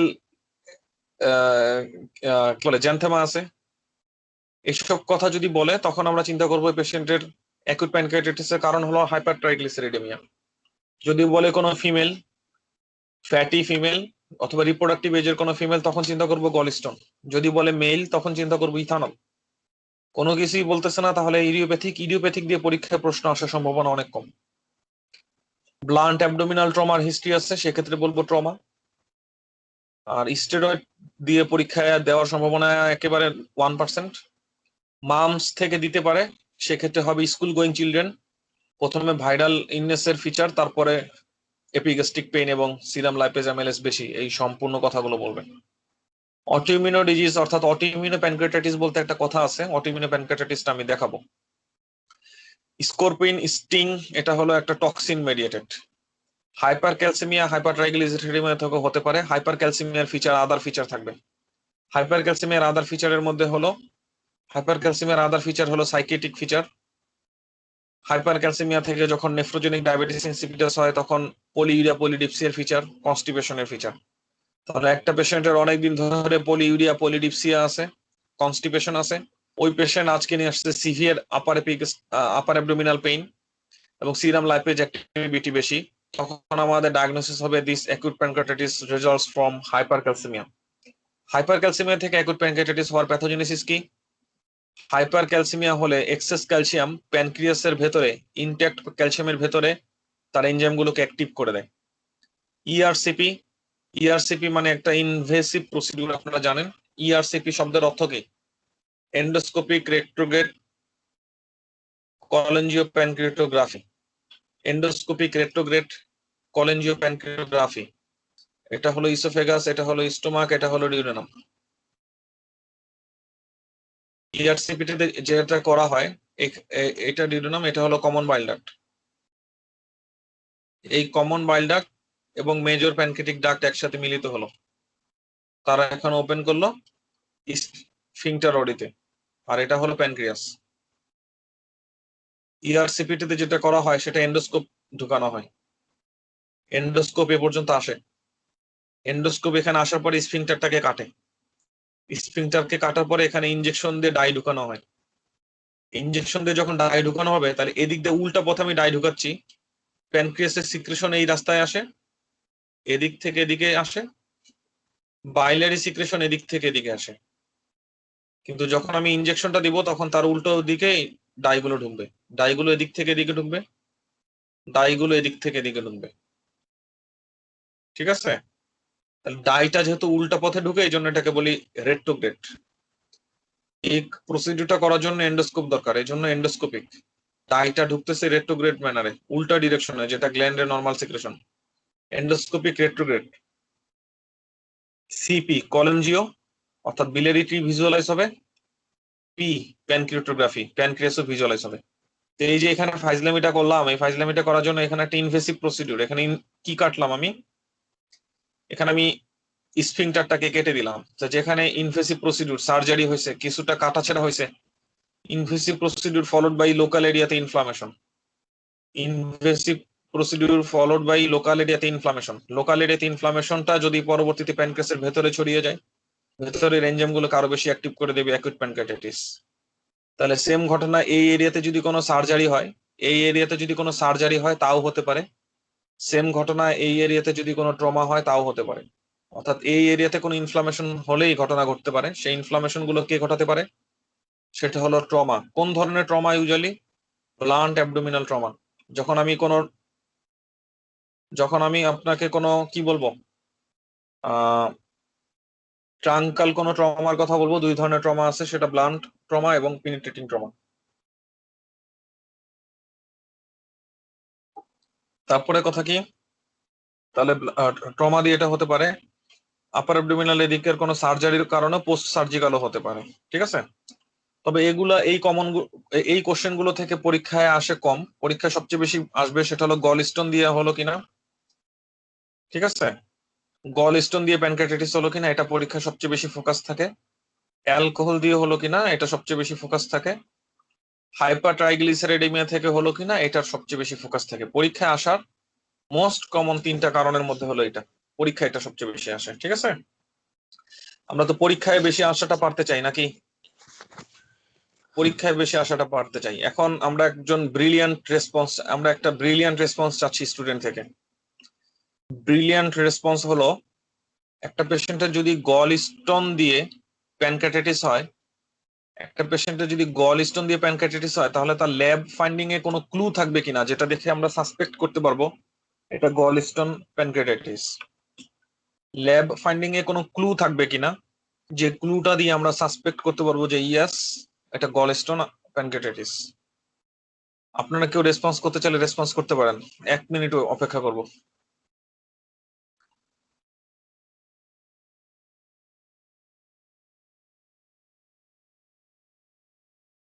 নো রেসপন্স। আচ্ছা, এটাকে আমি নো রেসপন্স ধরে নিচ্ছি। কমন বাইল ডাক্ট বরাবর স্টোন পাস করছে, এটা নর্মাল অ্যানাটমি থেকে অ্যান্সারটা করা যাবে। আমরা জানি কমন বাইল ডাক্ট এবং মেজর প্যানক্রিয়াটিক ডাক্ট দুইজন পরবর্তীতে একত্রে মিলিত হয়ে অ্যাম্পুলা ভাটার এবং স্ফিংক্টার রডি তৈরি করে। তাহলে স্টোন যদি এই জায়গাতে অবস্ট্রাকশন করে, স্টোন দিয়ে যদি এই জায়গাতে অবস্ট্রাকশন হয় তাহলে প্যানক্রিয়াটিক সিক্রেশন ব্লক হয়ে যায়, তাহলে এই জায়গাটা তো কমন, এখান থেকে এখানে চলে আসা মানে কি সে একটা কমন এরিয়াতে অবস্ট্রাকশন করতেছে। সো গল স্টোন দিয়ে যদি প্যানক্রিয়াস অবস্ট্রাকশন হয় তাহলে গল স্টোন দিয়ে কমন বাইল ডাক্টও কিছুটা অবস্ট্রাকশন হবে। গল স্টোন দিয়ে যদি প্যানক্রিয়াস অবস্ট্রাকশন হয় তাহলে গল স্টোন দিয়ে প্যানক্রিয়াসও কিছুটা গল স্টোন দিয়ে যদি প্যানক্রিয়াসের মেজর প্যানক্রিয়াটিক ডাক্ট অবস্ট্রাকশন হয়, সেই গল স্টোন দিয়ে কমন বাইল ডাক্ট অবস্ট্রাকশন হবে। আর কমন বাইল ডাক্ট যদি অবস্ট্রাকশন হয় তাহলে তার ক্ষেত্রে অ্যালকালাইন ফসফেটেস পজিটিভ পাওয়া যাবে। অ্যালকালাইন ফসফেটেস যখন পজিটিভ পাওয়া যাচ্ছে, কমন বাইল ডাক্ট যখন অবস্ট্রাক্টেড তখন এই জায়গায় যখন হাইড্রোস্ট্যাটিক প্রেসার বেশি, এই এক্সেস হাইড্রোস্ট্যাটিক প্রেসার হেপাটোসাইটের উপর এক্সারশন হচ্ছে। এক্সেস হাইড্রোস্ট্যাটিক প্রেসার হেপাটোসাইটকে ইরিটেট করতেছে। যখন সে হেপাটোসাইটকে ইরিটেট করবে তখন তখন এএসটি এএলটিও কিছুটা বেশি পাওয়া যাবে, তাহলে অ্যালকালাইন ফসফেটেস ভালোই বেশি, এএসটি এলটি মোটামুটি বেশি, সাথে পেশেন্টের সিরাম লাইপেস এবং সিরাম অ্যামাইলেজের পরিমাণ বেশি। এরকম কোনো ঘটনা যদি ঘটে একই সাথে হেপাটোসাইটের এই এনজাইম গুলো বেশি এবং লাইপেজ অ্যামাইলেজের পরিমাণও বেশি, তখন আমরা সাসপেক্ট করবো এই পেশেন্টের গল স্টোন দিয়ে প্যানক্রিয়াটাইটিস হয়েছে। সবাই এখন বুঝতে পারছেন কিনা ক্লুটা? আশা করি এখন বুঝতে পারছেন। এখন আমরা প্যানক্রিয়াটাইটিস এর সকল ক্লিনিক্যাল ফিচার এবং ক্লু গুলো পড়া শুরু করব। প্যানক্রিয়াটাইটিস কেন হবে? প্যানক্রিয়াটাইটিস হওয়ার মোস্ট কমন কারণ হলো যদি ডাক্ট অবস্ট্রাকশন থাকে। তাহলে এখানে প্যানক্রিয়াসের ডাক্ট অবস্ট্রাকশন, তাহলে অবস্ট্রাকশন হলে এখানে সিক্রেশনের অ্যাকুমুলেশন, ঠিক আছে, এখানে সিক্রেশন গুলো অ্যাকুমুলেশন হবে। এখানে সিক্রেশন গুলো যখন অ্যাকুমুলেশন হবে তখন প্রিম্যাচুরলি কিছু এনজাইম অ্যাক্টিভেট থাকে, প্রিম্যাচুরলি অ্যাক্টিভ এনজাইম, ঠিক আছে। প্রিম্যাচুরলি অ্যাক্টিভ এনজাইম মানে কেন বললাম প্রিম্যাচুরলি অ্যাক্টিভ কেন বললাম, কারণ আমরা যেটা আশা করি প্যানক্রিয়াসের এনজাইম গুলো ইন্টেস্টাইনে আসার পরে অ্যাক্টিভেশন হবে। কিন্তু কেউ প্যানক্রিয়াসের ভেতরে অ্যাক্টিভ থাকে, তাদেরকে আমরা বলবো প্রিম্যাচুরলি অ্যাক্টিভ প্যানক্রিয়াটিক এনজাইম। 1 নম্বর কথা, প্রিম্যাচুর এমনি ম্যাচুর সে, যেমন লাইপেস তো আগে থেকেই অ্যাক্টিভ সে, তাহলে prematurely active enzyme plus active enzyme, তাহলে অ্যাকুমুলেশন হবে দুই ধরনের এনজাইমের, প্রিম্যাচুরলি অ্যাক্টিভ এনজাইম এবং অ্যাক্টিভ এনজাইম মতো সেখানে আছে। তাহলে প্রিম্যাচুরলি অ্যাক্টিভ এনজাইম এই কথাটা বললে বলবেন ট্রিপসিন। প্রিম্যাচুরলি অ্যাক্টিভ এনজাইমের নাম বললে আমরা সেটা নাম বলবো কি, সেটা নাম বলবো ট্রিপসিন। অ্যাক্টিভ এনজাইমের নাম বললে সেটাকে আমরা বলবো লাইপেস। তখন তারা এখানে অ্যাকুমুলেশন হওয়া শুরু করবে। তাহলে এটা হলো ডাক্ট অবস্ট্রাকশন। এখন আমরা বলবো ডাক্ট কেন অবস্ট্রাকশন হতে পারে। ডাক্ট অবস্ট্রাকশন হওয়ার কারণগুলোর মধ্যে একটা কারণ হলো গল স্টোন। তাহলে এখানে যদি গল স্টোন অ্যাম্পুল অফ ভ্যাটারে চলে আসে তাহলে অবস্ট্রাকশন হতে পারে। পেশেন্ট যদি অ্যালকোহলিক হয়, ইথানল ইথানল খেলে ডাক্ট অবস্ট্রাকশন কেন হবে? কারণ ইথানলের কারণে থিক প্যানক্রিয়াটিক সিক্রেশন। ইথানলের কারণে কি হবে? ইথানলের কারণে থিক প্যানক্রিয়াটিক সিক্রেশন। ইথানলের কারণে কি হবে? ইথানলের কারণে থিক প্যানক্রিয়াটিক সিক্রেশন হবে। অ্যালকোহলের কারণে থিক প্যানক্রিয়াটিক সিক্রেশন হয়। তো থিক প্যানক্রিয়াটিক সিক্রেশন এখানে প্লাক জমা হয়, এখানে যখন প্লাক জমা হয় তখন সেটা অবস্ট্রাকশন হয়ে যায়। তারপরের কথা হলো সিস্টিক ফাইব্রোসিস।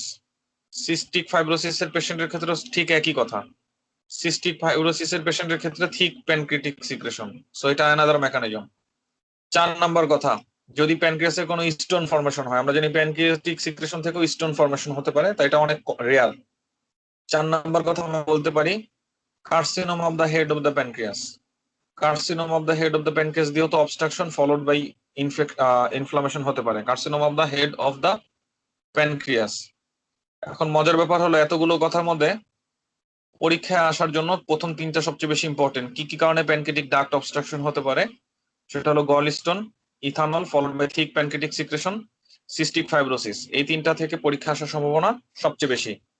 তাহলে কোনো কারণে যদি প্যানক্রিয়াটিক অবস্ট্রাকশন হয়, প্যানক্রিয়াটিক মেজর প্যানক্রিয়াটিক ডাক্টে অবস্ট্রাকশন থাকে, তাহলে আমরা কেন অ্যাকুট প্যানক্রিয়াটাইটিস পাবো সেটা বুঝে ফেললাম। আপনারা চাইলে কজগুলোকে আরো অনেক লম্বা করতে পারেন। যেমন 5 নাম্বার আমি আরেকটা কজ বলবো, কেউ বলতে পারবেন? কনজেনিটাল কোনো অ্যানোমেলি, কনজেনিটাল কোনো অ্যানোমেলি যেখানে এই ডাক্টে অবস্ট্রাকশন থাকবে, সেটা হলো প্যানক্রিয়াস ডিভিশন। সেটা হলো প্যানক্রিয়াস ডিভিশন।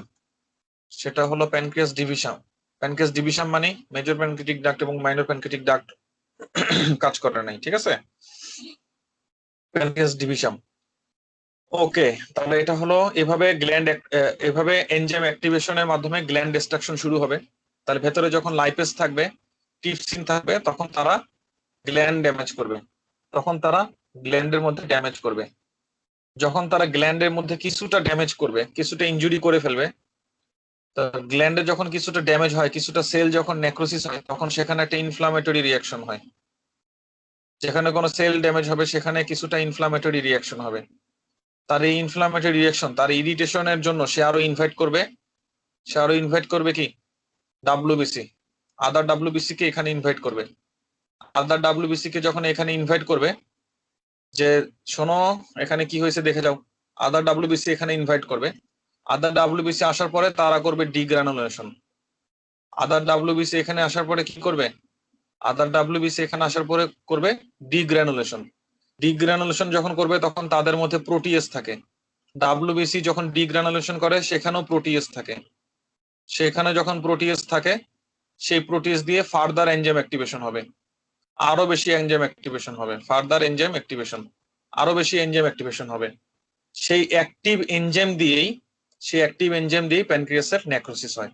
তাহলে প্যানক্রিয়াটাইটিস থেকে আমরা একটা কথাই জানলাম, প্যানক্রিয়াটাইটিস থেকে আমরা একটা কথাই জানবো, সেন্ট্রাল পয়েন্ট যেটা, সেটা হলো অ্যাক্টিভ এনজাইম প্যানক্রিয়াসের ভেতরে।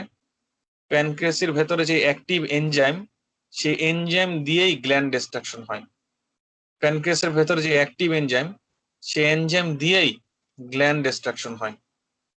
এই অ্যাক্টিভ এনজাইম হওয়ার অনেকগুলো পাথের মধ্যে একটা পাথ হলো অবস্ট্রাকশন।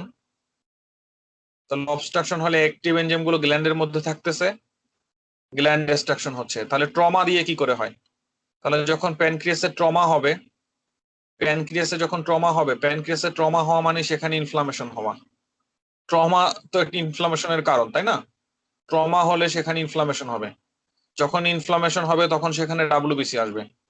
যখন ডাব্লিউবিসি আসবে তখনও তারা প্যানক্রিয়াটিক এনজাইম অ্যাক্টিভেশন করবে। কিভাবে? Degranulation followed by protease release.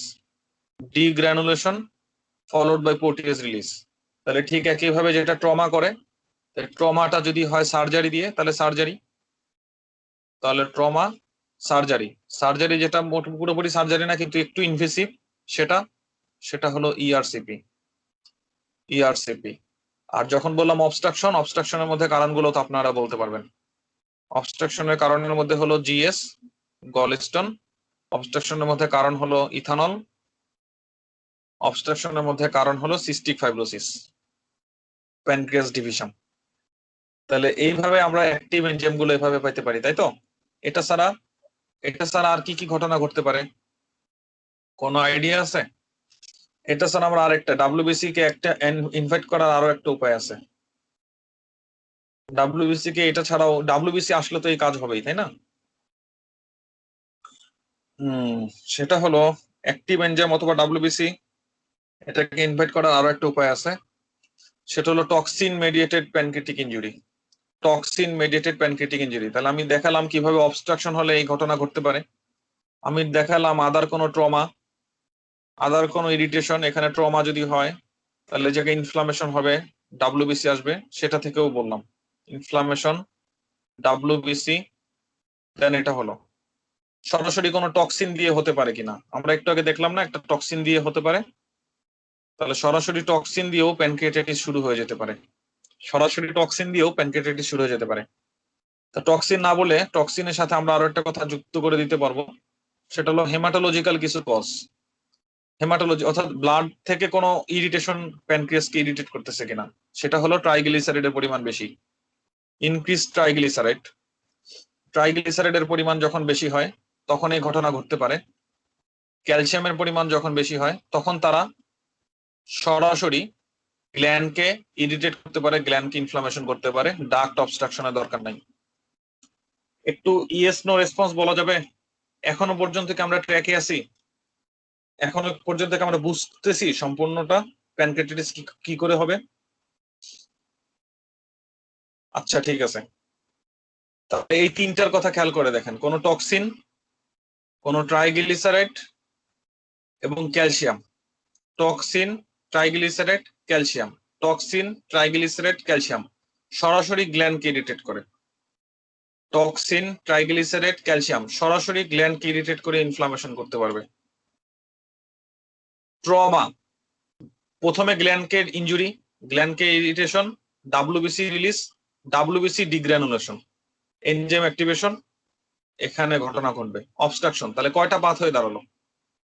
এবং একটা পাথের সাথে অবশ্য আরেকটা পাথের রিলেশন আছে, তবুও বলেন। এক নাম্বার পাথ হয়ে কোনো ট্রমা হলে এই জায়গায় ইনফ্লামেশন, ডাব্লিউবিসি ইনভাইটেশন, ডাব্লিউবিসি দিয়ে ফার্দার ডিস্ট্রাকশন। 2 নাম্বার, কোনো টক্সিন এসে সরাসরি গ্ল্যান্ডকে ড্যামেজ করতে পারে। 3 নাম্বার, ট্রাইগ্লিসারাইড দিয়ে হতে পারে। 4 নাম্বার, হাইপার ক্যালসিমিয়া থেকে হতে পারে। 5 নাম্বার, অথবা সরাসরি গ্ল্যান্ড ডিস্ট্রাকশন যদি বলতে চান যে না সরাসরি গ্ল্যান্ড কি ইরিটেশন, সরাসরি গ্ল্যান্ডের প্রতি টক্সিসিটি, সেক্ষেত্রে আমি বলবো তিনটাকে একসাথে রাখতে, টক্সিন, ট্রাইগ্লিসারাইড, ক্যালসিয়াম। আরো একটা অ্যাড করেন ইনফেকশন, আরো একটা অ্যাড করেন ইনফেকশন, আরো একটা অ্যাড করেন ড্রাগ। তাহলে এখানে 5টা জিনিস আমরা অ্যাড করতে পারবো যারা কিনা সরাসরি প্যানক্রিয়াসকে ইরিটেট করে। আমি আরো ভিজুয়ালাইজ করে দিচ্ছি, আরো ভিজুয়ালাইজ করে দিচ্ছি, কোনো সমস্যা নেই। এটা হলো প্যানক্রিয়াস, প্যানক্রিয়াসের ডাক টুলার সিস্টেম না, সরাসরি প্যানক্রিয়াসকে ইরিটেট করতে পারে। ইনফেকশন, কোন ইনফেকশন? মামস। করতে পারে ড্রাগ, করতে পারে। আমরা অনেক ড্রাগের মধ্যে দেখবো যে সাইড ইফেক্ট হিসেবে এটা আছে, ঠিক আছে, যেমন অ্যান্টি এইচআইভির মধ্যেও এই ঘটনা ঘটতে পারে। তাহলে ইনফেকশন হতে পারে, ড্রাগ হতে পারে, টক্সিন হতে পারে, হাইপার ক্যালসিমিয়া হতে পারে, হাইপার ট্রাইগ্লিসারিডেমিয়া হতে পারে। কয়টা হয়েছে? 5টা হয়েছে। এরা হলো সরাসরি গ্ল্যান্ডকে ইরিটেট করবে। ইনফেকশন গ্ল্যান্ডকে ইরিটেট করবে বোঝা যায়, ইনফেকশনের মধ্যে মামসটা পরীক্ষায় সবচেয়ে বেশি ইম্পর্টেন্ট। ড্রাগ, ভাই ড্রাগের কথা সত্যি করে বলি, ড্রাগ যে কোনোটা, মানে ড্রাগের এখানে কোনটা ইম্পর্টেন্ট কোনটা ইম্পর্টেন্ট না এটা বলাটা খুব টাফ। এবং ড্রাগ থেকে এটা হয়েছে কিনা এটার জন্য পেশেন্টের কেজ সিনারিওটা খুব ভালো করে পড়তে হবে। পেশেন্টের কেজ সিনারিও না পড়ে এটা বলাটা একটু টাফ আর কি, ঠিক আছে। এটা আপনি পরীক্ষার দিন ডিসিশন নিতে হবে যে আসলে কোন ড্রাগের সাথে বলতেছে কিনা। তবে কমন ড্রাগের মধ্যে হলো প্রোটিয়েজ ইনহিবিটর অর্থাৎ অ্যান্টি এইচআইভি এবং সালফার ড্রাগ, মনে থাকবে। এখান থেকে আমরা আর কি পাবো, টক্সিন। টক্সিনটা থেকে পরীক্ষা প্রশ্ন আসার সম্ভাবনা একেবারে নাই, এটাকে কেটে দিতে পারেন। ক্যালসিয়াম কি করে গ্ল্যান্ড কি ইরিটেট করে আমি আপনাকে সেটা বলতে পারি। হাইপার ক্যালসিমিয়া হলে সে লাইপেজ অ্যাক্টিভিটি বাড়ায়। যখন ক্যালসিয়ামের পরিমাণ বৃদ্ধি পায়, যখন ক্যালসিয়ামের অ্যাক্টিভিটি বৃদ্ধি পায় তখন সে প্রোটিয়েজের অ্যাক্টিভিটি বাড়ায় দেয়, লাইপেজের অ্যাক্টিভিটি বাড়ায় দেয়। তখন সে প্রোটিয়েজকে অ্যাক্টিভ করতে পারে। ক্যালসিয়ামের যখন পরিমাণ বেড়ে যায় তখন সে ফসফোলাইপেজকে অ্যাক্টিভেট করতে পারে। প্রোটিয়েজ এবং ফসফোলাইপেজকে গ্ল্যান্ডের মধ্যে অ্যাক্টিভেট করে দিলে সেই এনজাইম মেডিয়েটেড ডিস্ট্রাকশন এখানে হবে।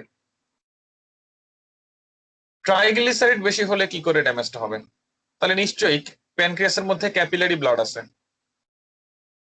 প্যানক্রিয়াসের মধ্যেও ক্যাপিলারি আছে, ব্লাড ভেসেল আছে, ক্যাপিলারি থাকবে না? এই ক্যাপিলারির মধ্যে একটা এনজাইম আছে, সেই আমি এনজাইমটাকে এইভাবে রাখতেছি, ক্যাপিলারি বডি, সেই এনজাইমের নাম হলো capillary lipoprotein lipase. Capillary lipoprotein lipase, ঠিক আছে? আমি সি লিখলাম, capillary lipoprotein lipase, capillary lipoprotein lipase. এই ক্যাপিলারি লাইপোপ্রোটিন লাইপেজের কাজ হলো ট্রাইগ্লিসারাইডকে ভেঙে ফেলবে। এইখানে যে লাইপেজ থাকবে, ক্যাপিলারি লাইপোপ্রোটিন লাইপেজ থাকবে, ট্রাইগ্লিসারাইড যখন এখান দিয়ে পাস করবে তখন সে এখান থেকে ফ্রি ফ্যাটি অ্যাসিড তৈরি করবে। এই ফ্রি ফ্যাটি অ্যাসিড গুলো টক্সিক টু দা টিস্যু। এই ফ্রি ফ্যাটি অ্যাসিড গুলো টক্সিক টু দা টিস্যু। তাহলে মেন কথাটা কি দাঁড়ালো, যে পেশেন্টের ট্রাইগ্লিসারাইডের পরিমাণ বেশি, এই ট্রাইগ্লিসারাইড তো সম্পূর্ণ ব্লাডের মধ্যে আছে, ওটা যখন প্যানক্রিয়াসকে ক্রস করে তখন ট্রাইগ্লিসারাইড থেকে ফ্রি ফ্যাটি অ্যাসিড রিলিজ হয়। সেই ফ্রি ফ্যাটি অ্যাসিড গুলো প্যানক্রিয়াসের প্রতি ইরিটেন্ট। আপনাকে দুইটা মেকানিজম না জানলেও, আমি এটা পরীক্ষায় না আসলেও এইটা সম্পর্কে একটু আইডিয়া রাখা দরকার, কারণ নাহলে আপনার মাথা থেকে হারায় যাবে। মাথা থেকে কি হারায় যাবে? মাথা থেকে হারায় যাবে যে ও আচ্ছা এদের কারণে প্যানক্রিয়াটাইটিস হতে পারে। আমরা আমরা এতক্ষণ যেটা পড়লাম সেটা হলো প্যানক্রিয়াটাইটিসের প্যাথোজেনেসিস। এতক্ষণ যেটা পড়লাম সেটা হলো প্যানক্রিয়াসের প্যাথোজেনেসিস। আমরা যদি এখন সামারি করি, আমরা একটা টেবিলে কি করবো, এখন সবগুলোটা সামারি করে দিব। তাহলে সামারির মধ্যে সবার আগে আমি যেটা বলছি সেটা হলো অবস্ট্রাকশন। প্যানক্রিয়াটিক ডাক্ট যদি অবস্ট্রাকশন হয়, তাহলে প্যানক্রিয়াটিক ডাক্ট অবস্ট্রাকশন হলে প্রিম্যাচুরলি অ্যাক্টিভ এনজাইম অথবা অ্যাক্টিভ এনজাইম দিয়ে গ্ল্যান্ড হবে, অর্থাৎ obstruction followed by enzyme stasis, followed by enzyme stasis. এটা ঠিক আছে? তাহলে এটার আন্ডারে আমরা কি কি কারণ ঢুকেছি, সবাই একটু রিভিশন দেন আমার সাথে সাথে। এটার মধ্যে সবার আগে ঢুকেছি গলস্টোন, এটার মধ্যে সবার আগে তারপরে ঢুকেছি কি ইথানল, এটার মধ্যে যেটা ঢুকেছি সেটা হলো সিস্টিক ফাইব্রোসিস, এটার মধ্যে যেটা ঢুকেছি প্যানক্রিয়াস ডিভিশন, এটার মধ্যে যেটা ঢুকেছি সেটা হলো প্যানক্রিয়াস ডিভিশন, ঠিক আছে? এই চারটা পড়লে আমার কাছে মনে হয় আর লাগে না। তারপরে কথা অবস্ট্রাকশন শেষ, তারপরে কথা হলো কি, তারপরে কথা হলো local inflammation. Local inflammation, local inflammation থেকে ডাব্লিউবিসি ইনভাইটেশন, ডাব্লিউবিসি আসার পরে গ্র্যানুলেশন করবে, ডিগ্রানুলেশন করবে, ডিগ্রানুলেশন হওয়ার ফলে এনজাইম অ্যাক্টিভেশন। এটার মধ্যে আমি বলছি blunt abdominal trauma, blunt abdominal trauma. এটার মধ্যে আমি বলছি আপার জিআইটি সার্জারি, এটার মধ্যে আমি বলছি ইআরসিপি। তারপরে কথা বলছি সরাসরি gland destruction, direct injury to the gland, direct injury to the gland, গ্ল্যান্ডকে সরাসরি ইনজুরি করতে পারে কে কে। এটার মধ্যে আমি বলছি ড্রাগ, এটার মধ্যে আমি বলছি ইনফেকশন, এটার মধ্যে আমি বলছি টক্সিন। যখন এই টক্সিন বলি তখন এখানে কয়েকটা কথা আনবো, সেটা হলো স্করপিয়ন স্টিং,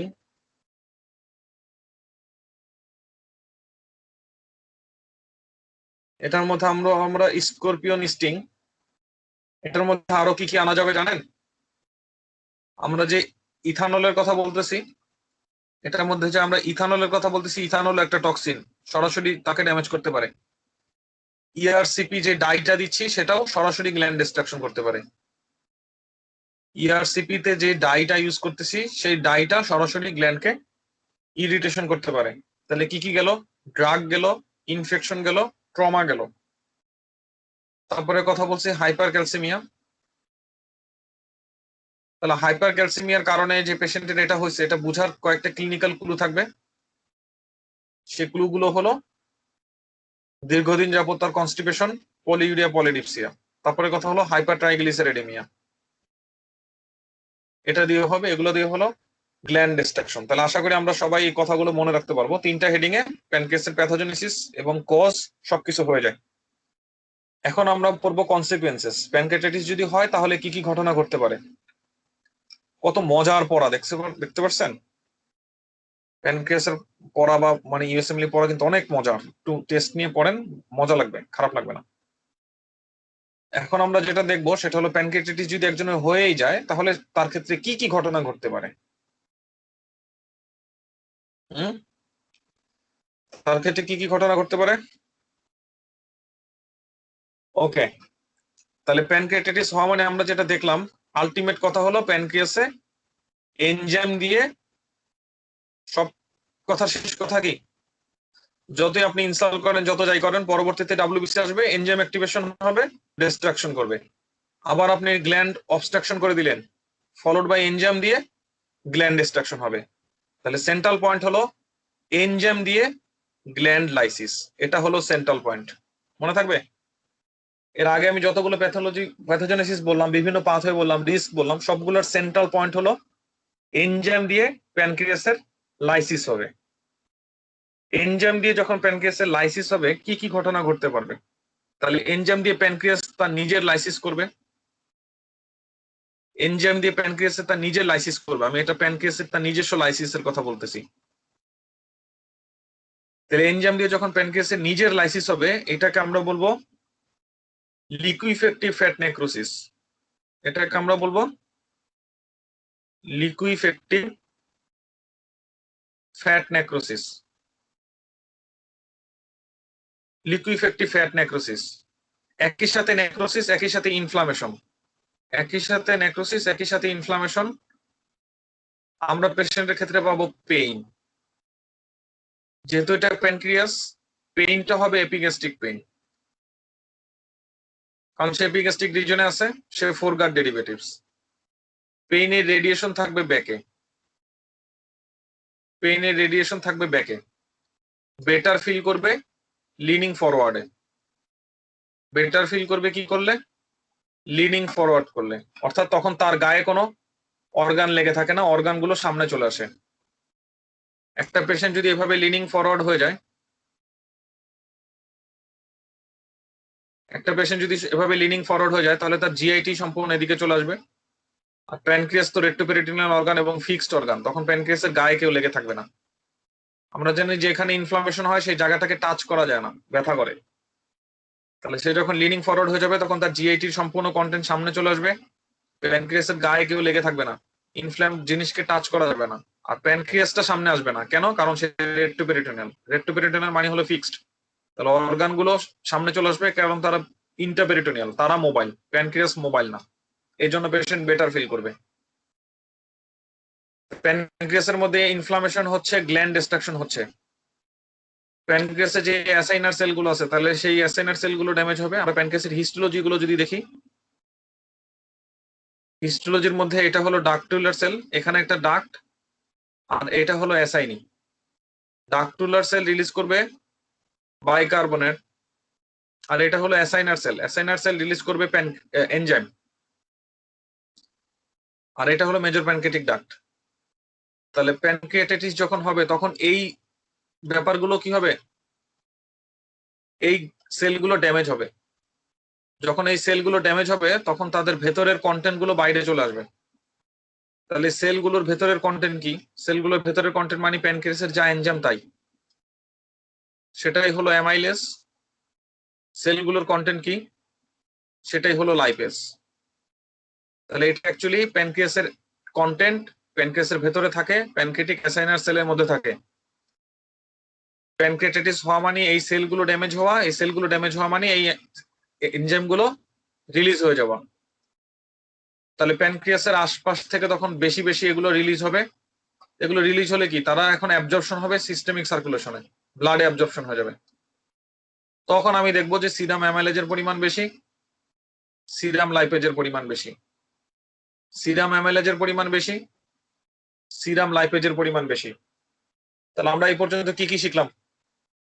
আমরা শিখলাম যতগুলো পাথওয়ে পড়ছি এর আগের স্লাইডে, তার সেন্ট্রাল কথা হলো এনজাইম থেকে লাইসিস, এবং সেটা প্যানক্রিয়াসের মধ্যে যেটা হবে সেটা হলো লিকুইফেক্টিভ ফ্যাট নেক্রোসিস। এটা এক ধরনের ইনফ্লামেশন, এখানে সেলগুলো ডিস্ট্রাকশন হচ্ছে। ইনফ্লামেশনের কারণে পেইন, যেহেতু এটা ফোরগার্ড ডেরিভেটিভস, পেইনটা হবে এপিগ্যাস্ট্রিক পেইন। যেহেতু এটা রেট্রোস্টার্নাল, পেইনটা থাকবে পিছন দিকে, বলবো রেডিয়েটেড টু দ্য ব্যাক। ইনফ্ল্যামড অর্গানকে টাচ করলেই ব্যথা, তাহলে টাচ যখন করবো না তখন ব্যথা কম, বেটার ফিল করবে লিনিং ফরওয়ার্ডে। ডায়াগনোসিস করার জন্য আমরা যেটা দেখবো সেটা হলো সিরাম অ্যামাইলেজ এবং লাইপেজের পরিমাণ বেশি। কেন সেটা বেশি সেটা আমরা দেখে ফেললাম। এখন প্যানক্রিয়াটাইটিস ডায়াগনোসিস হয়ে গেল, প্যানক্রিয়াটাইটিস এর ক্লিনিক্যাল ফিচার হয়ে গেল। এখন আমরা বলবো প্যানক্রিয়াটাইটিস এর কমপ্লিকেশনটা কি। Next, complication. এনজাইম কি শুধুমাত্র এই জায়গাতেই লাইসিস করবে, এনজাইম গুলো বের হবে না? তাহলে সেই অ্যাক্টিভ এনজাইম গুলো বের হয়ে আসবে। অ্যাক্টিভ এনজাইম গুলো বের হয়ে আসার পরে সারাউন্ডিং টিস্যুকেও ড্যামেজ করবে। অ্যাক্টিভ এনজাইম গুলো বের হয়ে আসবে, অ্যাক্টিভ এনজাইম গুলো বের হয়ে আসার পরে সারাউন্ডিং যে টিস্যু আছে, সারাউন্ডিং এরিয়াটা থেকেও সে ড্যামেজ করবে। সারাউন্ডিং এরিয়া, সারাউন্ডিং যে টিস্যু আছে সেই সারাউন্ডিং এরিয়াটাকেও সে ড্যামেজ করবে। সারাউন্ডিং এরিয়াটাকে যে সে ড্যামেজ করবে সেটা কি হবে? সেটাও এক ধরনের ফ্যাট নেক্রোসিস। সারাউন্ডিং এরিয়া থেকে ড্যামেজ করবে কেন এবং ফ্যাট নেক্রোসিস করবে কেন? কারণ যে এনজাইমটা আসতেছে সে তো লাইপেজ, তাহলে সারাউন্ডিং যে টিস্যু সেখানেও সে ফ্যাট নেক্রোসিস করতে পারবে। সারাউন্ডিং টিস্যু বলতে কি থাকে সেটাকে আমরা একটু দেখে আসি। যদি এটা একটা হিউম্যান বডি, এটা একটা হিউম্যান বডি, আমরা এই বরাবর কাটবো, কাটার পরে এদিক থেকে দেখবো। তাহলে আমরা সবাই জানি এইখানে থাকে প্যানক্রিয়াস, প্যানক্রিয়াস রেক্টোপেরিটোনাল স্ট্রাকচার। এই হলো তার স্টোমাক, স্টোমাকের এটা হলো লেজার ওমেন্টাম, এটা হলো গ্রেটার ওমেন্টাম। নিচের দিক থেকে উঠবে, ট্রান্সভার্স কোলনকে কভার করবে, প্যানক্রিয়াসে যাবে এই রেক্টোপেরিটোনিয়াম। তাহলে প্যানক্রিয়াসের ঠিক সামনের এরিয়াটা হলো স্টোমাক, ট্রান্সভার্স কোলন সহ আশেপাশের এরা। তাহলে এই এরিয়াগুলোতে এখন সে সারাউন্ডিং এরিয়া থেকে ড্যামেজ করতেছে, মানে এই এরিয়াটাকে সে ড্যামেজ করতেছে। আমার আগের ছবিটার সাথে এটার কম্পেয়ার কি? তাহলে প্যানক্রিয়াসের সারাউন্ডিং এরিয়াটাকে ড্যামেজ করতেছে, আমি আগের ছবিতে দেখাইলাম। প্যানক্রিয়াসের সারাউন্ডিং এরিয়াটাকে সে ড্যামেজ করতেছে, আমি আগের ছবিটাকে দেখাইলাম। প্যানক্রিয়াসের সারাউন্ডিং এরিয়াটাকে সে ড্যামেজ করতেছে। এই ছবিটাই আমি এখানে আবার রাখতেছি। প্যানক্রিয়াস তার সারাউন্ডিং এরিয়াটাকে ড্যামেজ করলো, তাই তো, ইনজুর করলো। তাহলে ইনজুর করা মানে এখানে ইনফ্ল্যামড করে দিল। তো যখন ইনফ্লামেশন হয় এটাকে তখন তো হিল করতে হবে। তাহলে প্যানক্রিয়াসের এনজাইম গুলো বের হয়ে আসলো, সারাউন্ডিং এরিয়া গুলোকে কি করলো? ইনজুর্ড করে দিল। ইনজুরি করার মেকানিজমটা কি? ইনজুরি করার মেকানিজম হলো ফ্যাট নেক্রোসিস। তাহলে এখন নেক্রোসিস হয়ে গেছে ভাইয়া, রিপেয়ার করতে চান নাকি চান না? তাহলে এটাকে রিপেয়ার করার দরকার, আমাদের হিল করা দরকার। তাহলে রিপেয়ার অথবা হিলিং এর জন্য এখন এখানে জমা হবে গ্রানুলেশন টিস্যু। রিপেয়ার অথবা হিল করার জন্য তৈরি হবে গ্রানুলেশন টিস্যু। তাহলে এখন এই এরিয়াতে ধরেন গ্রানুলেশন টিস্যু জমা হয়ে গেল, এই এরিয়াতে ধরেন কি জমা হয়ে গেল? গ্রানুলেশন টিস্যু জমা হয়ে গেল, গ্রানুলেশন টিস্যু জমা হয়ে গেল। যখন বললাম ইনজুরি এবং ইনফ্লামেশন, ইনজুরি মানে ইনফ্লামেশন, ইনফ্লামেশনের কারণে ফ্লুইড অ্যাকুমুলেশন হলো, এক্সুডেশন। ইনফ্লামেশনের কারণে এক্সুডেশন হলো। তাহলে এই মাঝখানে হলো অনেক ফ্লুইড, চারপাশে গ্রানুলেশন টিস্যু। এখন চারপাশে গ্রানুলেশন টিস্যু হওয়ার কারণে এই ফ্লুইড গুলো আর কোনো জায়গা থেকে লিক হতে পারতেছে না, কোনো জায়গা থেকে যেতে পারতেছে না। তাহলে টোটাল যে আমি একটা মাস পেলাম, যেটা চারপাশে গ্রানুলেশন টিস্যু, মাঝখানে অনেকগুলো লিকুইড, এটা কি সেন্স মেক করে যে হ্যাঁ এটা হতে পারে? কারণ একই সাথে তার হিলিং এর চেষ্টা। গ্রানুলেশন টিস্যুটা অর্গানাইজড হওয়ার জন্য হওয়া লাগবে, নাহলে তো ফ্লুইড লিক হবে, সব জায়গায় গ্রানুলেশন টিস্যু আসবে এবং গ্রানুলেশন টিস্যুটা অর্গানাইজড হয়ে ইভেন স্কার ফরমেশন হয়ে যেতে পারে। তাহলে চারপাশে গ্রানুলেশন টিস্যু এবং মাঝখানে ফ্লুইডটা আসছে ইনফ্লামেটরি এক্সুডেট থেকে। এরকম একটা ঘটনা ঘটতে পারে নাকি পারে না, কি মনে হয়? ঘটতে পারে। তাহলে এই যে একটা ফ্লুইড কালেকশন হয়ে গেল প্যানক্রিয়াসের সামনে, এই ফ্লুইডের চারপাশে হলো গ্রানুলেশন টিস্যু, চারপাশে কোনো এপিথেলিয়াল টিস্যু নেই। এটাকে আমরা বলবো প্যানক্রিয়াটিক সিডোসিস্ট। এটাকে আমরা কি বলবো? প্যানক্রিয়াটিক সিডোসিস্ট। প্যানক্রিয়াটাইটিসের তুলনায় এটার এরিয়া, ইনফ্ল্যামড এর এরিয়া কি আগের চেয়ে বেশি নাকি কম? প্যানক্রিয়াটাইটিসের তুলনায় এই সিডোসিস্টের এরিয়াটা আগের চেয়ে বেশি নাকি কম? আগের চেয়ে বেশি। তাহলে ইনফ্লামেটরি সাইন সিমটম আগের চেয়ে বেশি থাকবে নাকি কম থাকবে? বেশি থাকবে। এরপরের কথা, তাহলে আমরা সিডোসিস্ট পাবো, প্যানক্রিয়াটিক সিডোসিস্ট। তাহলে প্যানক্রিয়াটিক সিডোসিস্ট কিভাবে ফরমেশন হলো আমরা সেটা বললাম। সারাউন্ডিং টিস্যুকে যখন ড্যামেজ করবে, এটার একটা কনসিকুয়েন্স হলো সিডোসিস্ট। তাহলে সিডোসিস্টের মধ্যে দুইটা ব্যাপার, গ্রানুলেশন টিস্যু জমা হওয়া লাগছে এবং সেটাকে অর্গানাইজড হওয়া লাগছে। তাহলে সিডোসিস্ট যখন গ্রানুলেশন টিস্যুতে ফর্ম হবে এবং ফ্লুইড জমা হবে, তখনই সিডোসিস্ট ফর্ম করবে। তাহলে এটার জন্য একটু টাইম লাগবে। তাহলে টাইমটা কেমন? মিনিমাম 2 থেকে 4 সপ্তাহ পরে, 2 to 4 week after acute pancreatitis. 2 to 4 week after acute pancreatitis. কেন? গ্রানুলেশন টিস্যুটাকে অর্গানাইজড হতে সময় লাগতেছে। অ্যাকুট প্যানক্রিয়াটাইটিস, অ্যাকুট ইনফ্লামেশনের, এই যে আমি জেনারেল প্যাথোলজি কেন পড়তে বলছি, অ্যাকুট ইনফ্লামেশনের পরবর্তী সিকোয়েন্স কি? রিজলভ হয়ে যাওয়া। তাহলে অ্যাকুট প্যানক্রিয়াটাইটিস 3-4 দিন পরে রিজলভ হয়ে যাওয়ার কথা, রিজলভ হবে না। তাহলে পারসিস্টেন্ট পেইন। অ্যাকুট প্যানক্রিয়াটাইটিস 2-3 দিন পরে রিজলভ হয়ে যাওয়ার কথা, কিন্তু রিজলভ হবে না। পারসিস্টেন্ট পেইন, পেইনটা থেকে যাচ্ছে। প্যানক্রিয়াটাইটিস হওয়ার কারণে কোনো এপিগ্যাস্ট্রিক মাস ফিল হওয়ার কথা না, তো এই পেশেন্টের এপিগ্যাস্ট্রিক মাস ফিল হবে।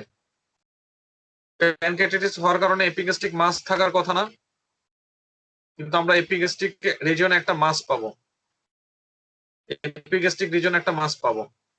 গ্রানুলেশন টিস্যু থাকা, এক্সুডেশন থাকা, তার মানে কি টিল নাও এই ফ্লুইড গুলোর মধ্যে কি আছে? লাইপেজ আছে। যেহেতু টিল নাও এই ফ্লুইড গুলোর মধ্যে লাইপেজ আছে, এখনো পর্যন্ত লাইপেজ প্লাজমাতে লিক করবে এবং লাইপেজ হাই থাকবে। তাহলে আমাদের পরবর্তী কথা হলো persistently elevated lipase. Persistently elevated lipase, amylase. অর্থাৎ এদেরকে নরমাল হয়ে যাওয়ার কথা ছিল, সেটা নরমাল হয় নাই। এই কন্ডিশন গুলোকে আমরা বলবো প্যানক্রিয়াটিক সিডোসিস্ট ফরমেশন। কিভাবে? অ্যাকুট প্যানক্রিয়াটাইটিসের 2 সপ্তাহ পরে আসছে, 1 সপ্তাহ পরে আসছে, এখনো পর্যন্ত তার পেইন কমলো না। এপিগ্যাস্ট্রিক রিজন আমরা একটা মাস পেলাম, তার সিরাম অ্যামাইলেজ লাইপেজ এখনো কমলো না। অ্যাকুট প্যানক্রিয়াটাইটিসের তাহলে নরমাল সিনারিও কি? অ্যাকুট প্যানক্রিয়াটাইটিসের নরমাল সিনারিও হলো 2-3 দিন পরে সেটা রিজলভ হয়ে যায়। আফটার 2 to 3 ডেজ সিমটম কমে আসবে। After 2 to 3 days, 1 week, up to 1 week, lipase amylase normal হয়ে যাবে। এটা অ্যাকুট প্যানক্রিয়াটাইটিসের নরমাল সিনারিও। 1 সপ্তাহ বেশি হয়ে গেল, 1 সপ্তাহ বেশি হয়ে গেল, তার ব্যথা কমলো না। 1 সপ্তাহ বেশি হয়ে গেল, এখন এপিগ্যাস্ট্রিক মাস পাওয়া যাচ্ছে, অথবা ডিসকমফোর্ট অথবা ফুলনেস, এটা দিয়েও মিন করবে mass. Persistently elevated lipase. Diagnosis কি রে বাবা? ডায়াগনোসিস হলো সিডোসিস্ট। ডায়াগনোসিস কি? ডায়াগনোসিস সিডোসিস্ট। সিডোসিস্টের পড়া কি শেষ হয়ে গেছে নাকি? এখনো শেষ হয় নাই। আমার এই ছবিটা আবার বোঝার চেষ্টা করি আমরা। এই ছবিটা আমি কোন স্ট্রাকচারের নাম কি দিছিলাম? এই স্ট্রাকচারের নাম দিছিলাম স্টোমাক। অনেক ভালো মনোযোগ দিলে এগুলো মাথায় একদম গেঁথে যাবে, ঠিক আছে? অনেক ভালো মনোযোগ দিতে হবে। এটার নাম দিছিলাম আমি স্টোমাক। তাহলে সিডোসিস্ট ফরমেশন কি স্টোমাকের সামনে হয়েছে নাকি পিছনে হয়েছে? কি মনে হয় আপনাদের? সিডোসিস্ট ফরমেশন কোথায় হয়েছে, স্টোমাকের সামনে নাকি পিছনে? রেট্রোপেরিটোনিয়াল স্ট্রাকচার হলো এটা। যদি এটা না বুঝতে পারেন, এটা বুঝতে পারতেছেন আশা করি। তাহলে স্টোমাকের পিছনে গ্রেটার স্যাক নাকি লেজার স্যাক? স্টোমাকের পেছনে গ্রেটার স্যাক নাকি লেজার স্যাক? স্টোমাকের পেছনে লেজার স্যাক। তাহলে আমি যদি আপনাকে জিজ্ঞেস করি সিডোসিস্ট কোথায় ফরমেশন হয়েছে, অ্যান্সার হবে সিডোসিস্ট ফরমেশন হয়েছে লেজার স্যাকে। আমি যদি জিজ্ঞেস করি সিডোসিস্ট কোথায় ফরমেশন হয়েছে, সিডোসিস্ট ফরমেশন হয়েছে লেজার স্যাকে। এখন যদি জিজ্ঞেস করি সিডোসিস্টের ট্রিটমেন্ট করা দরকার কিনা, সিডোসিস্টের ট্রিটমেন্ট করা দরকার। তাহলে যে কোনো সিস্ট, আমাদের বডিতে যে কোনো সিস্টের কমপ্লিকেশন কি হতে পারে? আরে খুব মজা, পানি ভর্তি একটা জিনিস পটাশ করে ফেটে যাবে, পটাশ করে ফেটে যাবে। তাহলে সিডোসিস্টের একটা কমপ্লিকেশন হলো রাপচার, যেখানে পানি জমবে সেখানে ব্যাকটেরিয়া গ্রো করবে, তাহলে পরবর্তী কমপ্লিকেশন হলো ইনফেকশন। আর ব্যাকটেরিয়া যদি এরকম পানি পায়, এমন ইনফেকশন হবে সম্পূর্ণটাকে পাসে কনভার্ট করে ফেলবে। সম্পূর্ণ পানিটা তখন কি হয়ে যাবে? পাস হয়ে যাবে। সম্পূর্ণ পানিটা যখন পাস হয়ে যাবে তখন আমরা সেটাকে কি বলবো? Pancreatic abscess. So here is our second complication, pancreatic abscess formation. Pancreatic abscess কে আমরা সিরোসিস থেকে আলাদা করব কি করে? All clinical features of pseudocyst, সিডোসিস্টের সব আছে ভাইয়া। সিডোসিস্টের সব ক্লিনিক্যাল ফিচারের সাথে ফিভার, ওফ তানিয়া খান আপু থ্যাংক ইউ। সিডোসিস্টের সব ফিচারের সাথে চলে আসবে ফিভার, সিডোসিস্টের সব ফিচারের সাথে চলে আসবে toxicity, septicaemia like symptom. Fever, septicaemia like symptom যদি সিডোসিস্টের সকল ফিচারের সাথে চলে আসে তখন আমরা বলবো এটাকে প্যানক্রিটিক অ্যাবসেস। যে কোনো জায়গাতে যদি সিডোসিস্ট ফরমেশন হয় সেটার কারণে কম্প্রেসিভ ইফেক্ট থাকতে পারে, সে কম্প্রেস করতে পারে। কাকে কম্প্রেস করে সেটা বলা যায় না, সেটা ডিপেন্ড করবে কত বড় তার সাইজ। লাগবে না এটা পড়া। আশা করি এই পর্যন্ত সবাই বুঝতে পারছেন, ঠিক আছে? সিডোসিস্টের ট্রিটমেন্ট কি দিব? সিডোসিস্টের ট্রিটমেন্ট কি দিব? তাহলে যদি একটা সিডোসিস্ট ডেভেলপ করে, সিডোসিস্টের ট্রিটমেন্ট ডিপেন্ড করবে সাইজের উপরে। তাহলে সিডোসিস্টের ন্যাচারাল হিস্ট্রি হলো অটো রিজলভ হয়ে যাওয়া, কারণ আমরা জানি আমাদের বডি আবার এই ফ্লুইড গুলো অ্যাবজর্ব করে ফেলতে পারে। ওই যে আমাদের ফোসকা টোসকা যে পড়ে না, আগুনে পুরার কারণে আঙ্গুলে ফোসকা পড়ে, হাতে পায়ে ফোসকা পড়ে, সে ফোসকার ফ্লুইড লিক না করলে কি সেটা অ্যাবজর্ব হয় বডিতে অ্যাবজর্ব হয়। তাহলে সিডোসিস্টের যেটা ন্যাচারাল কোর্স সেটা কি হয়ে যেতে পারে? Auto resolve. কেন? এই ফ্লুইড গুলো আবার অ্যাবজর্পশন হয়ে যেতে পারে, অটো রিজলভ হয়ে যেতে পারে। তাহলে অটো রিজলভ যদি হয়ে যায় তাহলে আমাদের কোনো ইন্টারভেনশন দরকার নেই, আমরা কি দেবো? সাপোর্টিভ ট্রিটমেন্ট দিব, সিমটোমেটিক ট্রিটমেন্ট দিব, কাউন্সেলিং করব। তাহলে সাপোর্টিভ ট্রিটমেন্ট দিব, এটা অটো রিজলভ হয়ে যাবে। সাপোর্টিভ ট্রিটমেন্ট মানে ফলো আপে রাখতে হবে, ফিভার ডেভেলপ করতেছে কিনা, কমপ্লিকেশন ডেভেলপ করতেছে কিনা। কিন্তু না, সিডোসিসটা হয়ে যাচ্ছে সাইজে অনেক বড়। ভাইয়া এত বড় সাইজ তো অটোমেটিক রিজলভ হবে না। সিডোসিস্টের কারণে কম্প্রেসিভ সিমটম আছে অথবা সিমটোমেটিক, সিমটমটা খুব সিভিয়ার। তখন আমরা যেটা করব সেটা হলো ড্রেনেজ। ট্রিটমেন্ট কি হবে? ট্রিটমেন্ট হলো এই সিস্টটাকে আমরা ড্রেন করে দিব। প্যানক্রিটিক সিডোসিসটা অনেক ইম্পর্টেন্ট, এই জন্য আমি অনেক বেশি সময় নিয়ে পড়াইলাম। দেখবেন কোশ্চেন থাকবে, আর আমি এগুলো জানি তো কোনটা হাই এল কোনটা লো এল। দেখবেন কোনো জায়গাতে সময় দিয়ে ফাটাই ফেলতেছি, কোনো জায়গায় সময় দিচ্ছি না। তাহলে আমরা একটা কমপ্লিকেশন করে পড়ে ফেলছি, সেটা হলো সিডোসিস্ট। দুইটা পড়ে ফেলছি, সিডোসিস্ট ফরমেশন, অ্যাবসেস ফরমেশন, প্যানক্রিটিক নেক্রোসিস। এই যে কথাটা বললো প্যানক্রিটিক নেক্রোসিস, কি ধরনের necrosis? Liquefactive fat necrosis. Liquefactive fat necrosis. এই ফ্যাট নেক্রোসিসের এক্সটেন্ট কত বেশি, ফ্যাট নেক্রোসিসের এক্সটেন্ট কত বেশি সেটার উপরে ডিপেন্ড করবে অ্যাকুট প্যানক্রিয়াটাইটিস কত সিভিয়ার। ফ্যাট নেক্রোসিসের এক্সটেন্ট কত বেশি সেটার উপর ডিপেন্ড করবে অ্যাকুট প্যানক্রিয়াটাইটিস কত সিভিয়ার। তার এই ফ্যাট নেক্রোসিসটা ধরা পড়বে সিটি স্ক্যানে, তাহলে ফ্যাট নেক্রোসিসটা ধরা পড়বে সিটি স্ক্যানে। তাহলে আমি যদি আপনাকে জিজ্ঞেস করি সিভিয়ার প্যানক্রিয়াটাইটিস কিনা, প্যানক্রিয়াটিক নেক্রোসিস কিনা, অ্যাকুইট প্যানক্রিয়াটাইটিস কত বেশি সিভিয়ার, কত বেশি গ্ল্যান্ড ডিস্ট্রাকশন হয়েছে, সেটা বোঝার জন্য কোন ইনভেস্টিগেশন? অ্যান্সার হবে সিটি স্ক্যান। সেটা দেখার জন্য কোন ইনভেস্টিগেশন? সেটা দেখার জন্য ইনভেস্টিগেশন হলো সিটি স্ক্যান। প্যানক্রিয়াসের ভেতরে লাইপেজ অ্যামাইলেজ দিয়ে যখন ড্যামেজ হবে, লাইপেজ অ্যামাইলেজ দিয়ে যখন ড্যামেজ হবে, প্যানক্রিয়াসের মধ্যে কি ছোট ছোট ব্লাড ভেসেল আছে নাকি নাই? প্যানক্রিয়াসের মধ্যে ছোট ছোট ব্লাড ভেসেল আছে নাকি নাই? প্যানক্রিয়াসের মধ্যে ছোট ছোট ব্লাড ভেসেল আছে। ছোট ছোট ব্লাড ভেসেলে যখন ইনজুরি হবে তখন সেখানে ব্লিডিং হবে, অর্থাৎ ফ্যাটের মধ্যে আমরা মাইনর হেমোরেজ পাবো। ফ্যাট গুলোর মধ্যে নেক্রোস ফ্যাট, সেখানে আমরা মাইনর হেমোরেজ পাবো। এই জন্য এটাকে বলা হচ্ছে হেমোরেজিক প্যানক্রিয়াটাইটিস। এজন্য এটাকে হচ্ছে হেমোরেজিক প্যানক্রিয়াটাইটিস। হেমোরেজিক প্যানক্রিয়াটাইটিস হলো কিনা সেটা কি সিটি স্ক্যান ধরতে পারবে নাকি পারবে না? আরে বাবা, হেমোরেজিক স্ট্রোক নাকি ইসকেমিক স্ট্রোক বুঝার জন্য আমরা কোন স্ক্যান করতাম? সিটি স্ক্যান করতাম। তাহলে হেমোরেজ আছে নাকি নাই সেটা বুঝার জন্য প্যানকে কি কি দেখবো আমরা? সিটি স্ক্যান দেখবো, ঠিক আছে? সো এখানে হেমোরেজ থাকবেই, তাই না? ইনফ্রাকশন দুই প্রকার, রেড ইনফ্রাকশন, পেল ইনফ্রাকশন, আবার হেমোরেজিক নেক্রোসিস। তাহলে এই জিনিসগুলো কখন থাকে? হেমোরেজ হওয়ার দুইটা কারণ, প্যানক্রিয়াস হলো একটা সফট টিস্যু, আরেকটা ব্যাপার হলো প্যানক্রিয়াসের এনজাইম দিয়ে ছোট ছোট ব্লাড ভেসেলও ড্যামেজ হবে, সো হেমোরেজিক নেক্রোসিস হতেই পারে। ফ্যাট নেক্রোসিসের মাঝখানে মাঝখানে হেমোরেজ থাকবে, হেমোরেজিক প্যানক্রিয়াটাইটিস বলা হয়। এটা হলো তার সিভিয়ারিটির আরো একটা বড় ধাপ। যেখানে লিকুইফেক্টিভ ফ্যাট নেক্রোসিস হয়েছে, লিকুইফেক্টিভ ফ্যাট নেক্রোসিস হয়েছে, লিকুইফেক্টিভ ফ্যাট নেক্রোসিস মানে কি? এই এরিয়াগুলো সফট, এই এরিয়াগুলো লিকুইড, ব্যাকটেরিয়া তাদেরকে পছন্দ করবে? ব্যাকটেরিয়া খাবে? ব্যাকটেরিয়া খাবে, ব্যাকটেরিয়ার জন্য তো এটা একটা বুফে। তাহলে পরবর্তী কমপ্লিকেশন হলো ইনফেকশন, ইনফেকশন হলো হাই গ্রেড ফিভার।